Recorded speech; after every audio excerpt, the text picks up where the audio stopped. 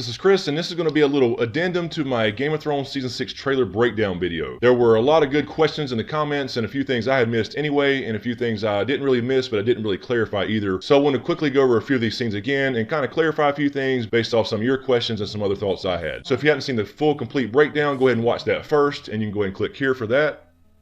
Go ahead, I'll wait. Okay, now that you're back, again, potential spoiler warnings just like the last one. I may be touching on some book stuff for you show-only watchers, and also just general speculation warning that may end up being spoilers for Season 6, obviously. So if you want to go into Season 6 completely blind, kind of like Arya, and not know who these people are and what's going on, go ahead and click away. And if you do want to know what the hell is going on, we'll see you on the other side. Somebody like you. And I wanna fall in love. So let's jump right in. Just a few scenes I want to go over again a little bit more in depth, again based off your questions and comments, as well as some things I had missed and some things I didn't really make clear. So the first scene I want to talk about is this battle scene in the north where we have apparently Bolton archers. And if you look closely, what I didn't point out last time was one of these banners here looks to be the sigil of House Umber. Now House Umber is a northern house that should be on the side of the Starks, but of course with Ramsay in power and Sansa being the wife at the time, they really had no choice to follow the Boltons because Roose is the warden of the north. But if you look here, it looks like they're still fighting with the Boltons. I had said in the previous video and in some prediction videos that I think the Umbers and Karstarks and other northern houses will fight on the side of the Starks. So I think they're going to start off fighting on the Bolton sides like they normally would until they find out what's really going on as far as Sansa her escaping, and of course Jon being probably Jon Stark. And the next clip I wanted to go over really quick was the clip of Jon Snow laying there on the table and somebody shutting his eyes. I said in the video this could be Davos or Jon Snow's other companions, but what I didn't point out and make clear was that whoever is closing his eyes here has all their fingers. So this is obviously not Davos. More than likely it's Ed or another companion, but in the end it really doesn't matter who closes his eyes in this scene because he's in the same damn room with him anyway. And the next scene I wanted to touch on really quickly was the scene where I'd said in the video that it could be Melisandre or Dany or another red priestess touching this brazier with the flames. And just for the sake of time, I cut out a small piece where I said this could be Dany as well,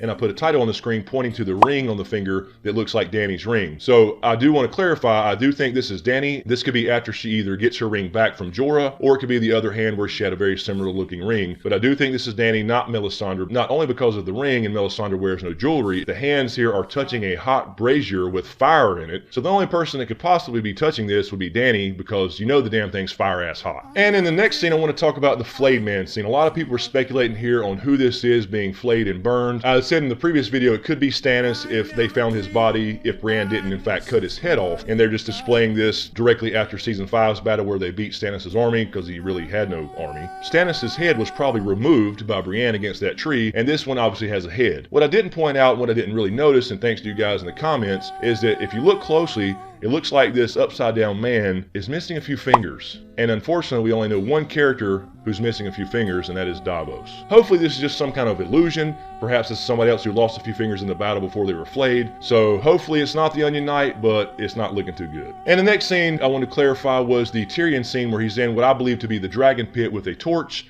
And if you look closely here at the beginning of this scene, you can see what looks to be Varys standing in the background with the other fire. To me, this kind of reinforces what I said in the first place, that Tyrion will be in the dragon pit attempting to release Rhaegal and Viserion, because it looks to me this is Varys kind of standing off in the background at a safe distance. Another scene I want to talk about really quick is the Arya scene where she looks like she is still blind. And a lot of people have asked in the comments, do you think that could be Arya warging there? In the book, she does have wolf dreams all the way over in Essos, and we know she's personally connected to Nymeria, somewhere still running around with the wolf pack from Season 1. But also in the book, she was this character named Blind Beth as part of her training to heighten her other senses, and she actually wargs a cat to be able to see through the cat's eyes while she's physically blind. So this could be her warging. The only reason I don't think it's her warging is because when you see Bran warging, and we know he's warging for sure, or skin changing, his eyes are completely white and pretty smooth. If you look at Arya's here, you see the whiteness of her eyes mostly, but you still see those little spots of darkness. So to me, this looks like she's actually just still blind in these shots and not necessarily warging. Although I hope she does. I hope they bring this out like they do in the books and she ends up being a powerful warg just like her brother. And the next scene I want to talk about is a scene where we are apparently up north of the wall somewhere, and we have this mysterious hooded figure swinging the fire flail at a wildling or somebody,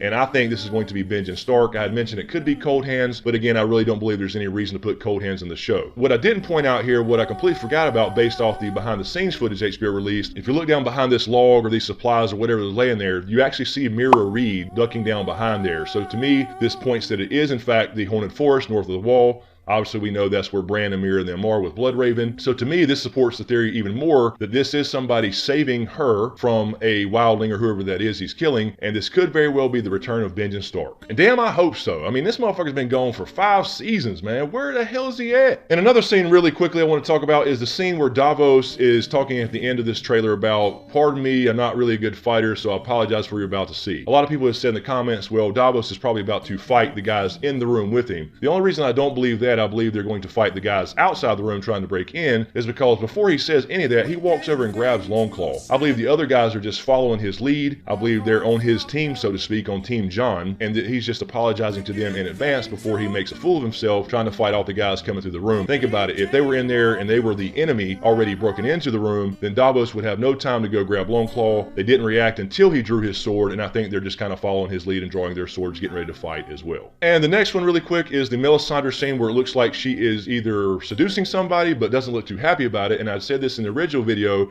that more likely she's not seducing somebody. This may be related to some sacrifice or ritual based off the resurrection of Jon Snow. So a lot of people have mentioned in the comments, well, maybe she's going to sacrifice herself and kind of play the Nissa style character to bring Jon Snow back, the whole death pays for life type of thing, which is very, very possible. The reason I don't think she'll die in this particular scene, if this is a scene with Jon Snow, and we're not sure if she is, this could be later on in Winterfell or something else. The reason is because she does in fact make it to Winterfell. She did see in her fires herself walking on the battlements of Winterfell, so she was right about that. She was just wrong about who she was going to be with. She thought she was going to be with Stannis after he won the great victory in the north, but it ends up she's going to be with Jon, so I think she makes it all the way down to Winterfell. So if it is in Winterfell, this could be her seducing somebody there, but if it's related to the resurrection of Jon Snow and they're still obviously at the wall, I don't think she will actually sacrifice herself, although I think she would if she believes that's going to win the war for the Dome. And finally, I just want to go over a point that somebody had brought up. I had said Jon Stark in the previous video about who he's going to be when he's resurrected. I said I think he'll take the name Jon Stark. And a lot of people said, no, he's going to be Jon Targaryen. Yeah, he is a Targaryen. I think we all believe that, or most of us. But I think for at least a while, he will take the name Jon Stark before he finds out who his daddy is. I believe that Robb, being king of the North, probably had a will somewhere hidden and legitimized him as Jon Stark like he does in the books. And that may come into play in the show as well. So when he's resurrected, he is free of his Night's Watch vows. A few of you have asked that as well. He did technically die before he comes back, so he will be completely free of the Night's Watch, and there's not a damn thing they can do about it. And I think that he will probably take the name Jon Stark, because as far as he knows, he's Ned Stark's bastard son, and that's probably the name he's going to take, at least before it's revealed to him that he is the son of Rhaegar Targaryen. That will come later on, I think. Again, I think we'll get the parentage thing, hopefully, but I don't think he'll know that for a while. So he'll just know that he's Ned Stark's bastard son,